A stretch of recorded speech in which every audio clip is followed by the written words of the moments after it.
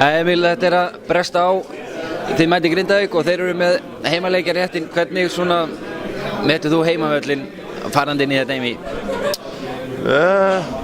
Hann skiptir náttúrulega einhverju máli en báðar ímyndar hjá okkar sem liðum hafa verið hnífjafnir og reyndar unnu báðar leikirnir á heimavelli en þeir unnu á flautukörfu eftir okkar klúður í röstinni, í múrstadöldinni. Ég held að ég bara bjartur á þetta. Hvernig fannst þér Þórsarar að loka deildakeppninni? Ég nokkuð sáttur með okkur hvernig við lokuðum þessu og náttúrulega tókum svona eftir bikarúrslitin vorum við samt frekar andlausir og vorum bara stemningslausir en svo náðum við að rífa okkur í gangi síðustu 2 leiki og það skilja okkur góða 5. sæti. Í vetur er búið að mæða rosalega mikið á Tobin Carberry, lykilla árangur í úrslitakeppninni. Er það kannski fyrir Þór að hinir 11 gangist við stærri verkefnum?